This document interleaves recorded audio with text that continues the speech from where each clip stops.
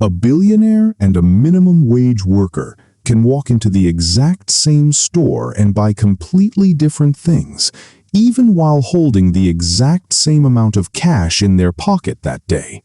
It's not about the price tag, it's about what the purchase is actually for. Most people think wealth is simply about having more money sitting in the bank account, but wealth isn't really a number at all. It's a set of habits quietly repeated for years without anyone else ever noticing. And nowhere is that clearer than in the 7 things rich people consistently buy that everyone else skips. None of them are yachts. None are gold watches. Most are almost boring. And that's exactly why nobody ever talks about them. Imagine 2 different people, each with an extra $200 sitting around this month. One of them buys a brand new pair of sneakers. The other buys a single 1-hour session with a tax advisor instead. Both of them spent exactly $200 down to the last cent. Only one of them just quietly bought back hundreds of dollars in future taxes. Every single year going forward from this point on, same money, same exact amount spent, but a completely different outcome unfolding over the next decade of their financial life, whether they realize it yet or not, and whether anyone around them ever notices the difference at all. Meet Daniel. Daniel makes $65,000 a year, and he has spent an entire decade quietly wondering why he never seems to actually get ahead financially, no matter how many extra hours he puts in at work every single week without fail or complaint. Then he meets his neighbor Amanda, who earns almost the exact same salary as him each year, but somehow already owns a rental property outright and hasn't carried a credit card balance in years now, not even once. One evening, sitting together quietly on the porch after work, Daniel finally works up the nerve to ask her the question that's been quietly bothering him for months now. What do you actually buy that I don't ever buy? And why does it seem to make such a massive difference in the end result over time? That question alone changes the entire course of the conversation between them. Amanda's answer genuinely surprises him completely. I buy back my own time, she tells him plainly, without any hesitation at all in her voice or manner. She pays a bookkeeper $80 a month instead of losing 6 full hours every single week doing her own books by hand at the kitchen table late at night after a long day of work. Those 6 freed-up hours go straight into a small side project instead, one that now quietly earns her $1,200 a month, almost entirely on autopilot at this point in her life and career after years of effort. Rich people. It turns out, don't just buy things for the sake of owning them or showing them off to friends and neighbors around the block. They buy hours back from their own week on purpose, again and again, without ever really slowing down the overall pace of it all. And then they reinvest those recovered hours into building even more money, month after month after month, until the entire system starts running itself with barely any extra effort required from either of them at all anymore, freeing up even more time for the very next round of the exact same cycle to begin all over again from scratch. It sounds small at first, but it never stays small for very long. The average millionaire has 7 completely separate income streams running at the same time, quietly filling different buckets simultaneously, day and night. The average person has exactly one and only one, depending entirely on a single employer for absolutely everything they own.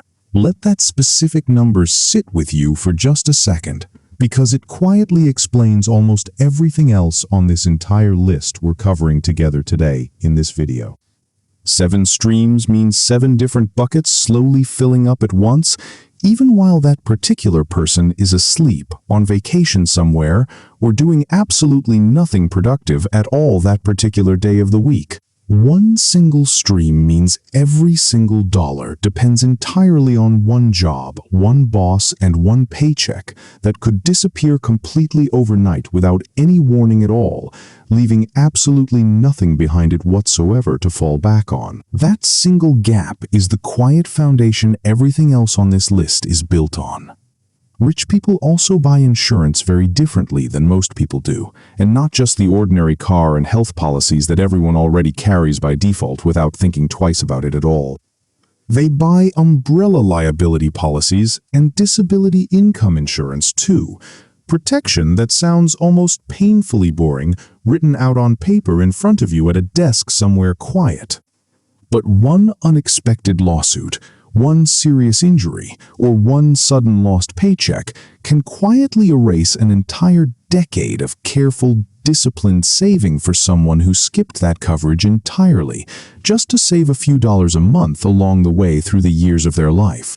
The wealthy in this specific case aren't really buying peace of mind purely for its own sake here at all, when you actually think it through carefully and slowly.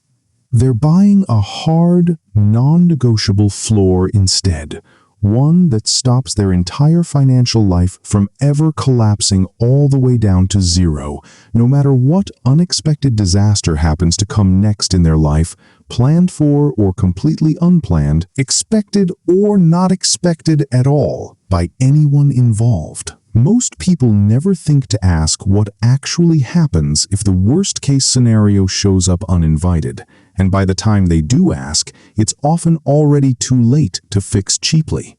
But here's the strange part that almost nobody stops to mention out loud. If these particular purchases are genuinely this effective at building wealth, why doesn't literally everyone already make them a priority? Pause on that question for just a second. It's not because a $200 advisor session is somehow unaffordable for most working people.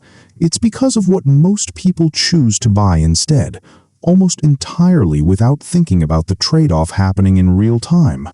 The real twist here isn't actually the list of 7 specific purchases itself at all. When you look closely, it's this: every single one of them is fundamentally invisible to the outside world watching from a distance, never posted anywhere for anyone else to see or admire.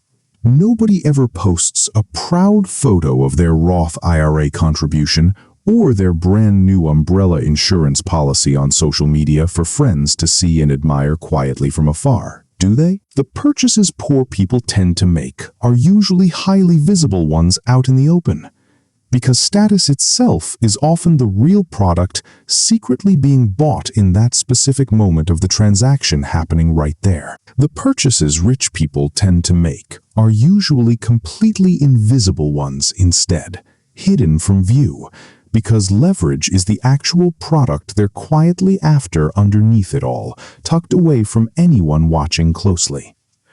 2 entirely different financial games are being played here side by side at once, both wearing the exact same disguise of an ordinary shopping trip, and only one of those 2 games actually compounds meaningfully over time into something genuinely bigger down the road, decade after decade after decade, without ever stopping once. Once you notice that pattern, you start seeing it absolutely everywhere you look. Let's run the actual numbers together right now, side by side for comparison. $200 a month spent consistently on visible status items over 10 straight years adds up to $24,000 spent in total, with essentially nothing left over to show for any of it afterward at all when it's done. That same exact $200 a month, invested instead in something simple like a broad index fund averaging 8% annual returns, grows to roughly $36,000 over that same identical decade. And it keeps right on growing well after that point too, quietly compounding away in the background year after year without pause. Same $200 every single month, nothing more. A $60,000 total gap between the 2 outcomes, created by nothing more than where that money was quietly pointed the entire time, and nothing else at all really. Here's exactly what to actually go buy this coming month, laid out clearly in order for you to follow step by step. Rule number 1. Buy 1 full hour of a qualified professional's time, whether tax, legal, or financial, before you buy 1 single additional thing for yourself this month. Rule number 2. Buy solid disability or umbrella coverage before you buy any kind of lifestyle upgrade whatsoever, however tempting it might look in the moment. Rule number 3. Buy a course or a certification that measurably raises your hourly value out in the working world around you and your entire career. Rule number 4. Buy real assets that quietly pay you back over time, not things that instantly lose value the moment you finally own them outright and drive them straight off the lot into your own driveway at home. Follow that order and the rest of the list mostly takes care of itself. The rich aren't rich because they avoid spending. They're rich because they spend on things that spend back. Every purchase you make is either buying you a future or renting you a moment. But there's one thing on this list even wealthy people get wrong, and it's the reason some millionaires still go broke. That's exactly what I break down in the next video.